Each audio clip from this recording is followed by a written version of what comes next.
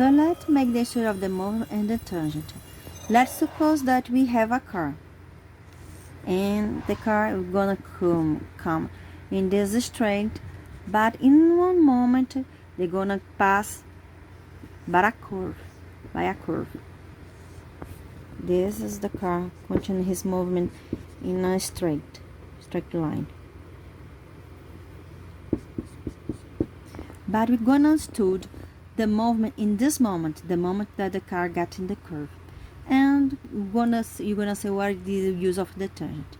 So the car, we're gonna describe this moment, right? But we can still take a picture of one moment of the car in this curve. And let's suppose we take a picture and here at the position of the car. The movement is this, but in this moment, the movement is like this. So if you take a picture, you're gonna have that the car is describing this movement. Why not this one? That it is the tangent. Because if the car only describe this movement, they're gonna get out of the curve. So if the car is starting this curve and if it then don't have strength working in his movement, the car gonna get out of the curve and pull by a cliff, and you're gonna have a car crash. So when he got in this curve, gonna happen this: we have strengths that make the car continue his movement inside the curve instead of come out in any place. Okay, so in this picture of this moment, we're gonna have these two strengths. This is the force centripetal, and this is the force centrifugal that combined gonna make this moment.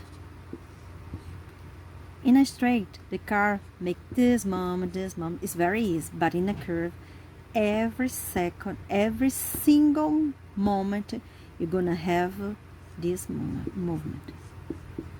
Okay, that decompose, you're gonna have the centrifugal and the centripetal, and the centrifugal is practically a tangent. If the car come out of the curve, they're gonna come by the tangent. Okay, to remember very well that centripetal is this and centrifugal are this. Remember, centrifugal, a fugue of the curve. Centripetal, it is center, because passed by the center, and centrifugal is a fugue. Why does need you to know the tangent? Because if you do the study of this movement before know the tangent, you're gonna have to have a formula to get a value that is the tangent, and after to apply in another formula. So you're gonna use two formulas. That's gonna make your life harder. But if you use the tangent, study the tangent, you're gonna use the tangent, and you're only gonna need one formula. This is the physical and mathematical of a pure. If you can prove, you can show this is pure physics and not only a formula. So if you wanna use the physics more pure, you have to prove that the tangent, instead of you use a formula to apply another formula that make a bigger work when you could use only one formula.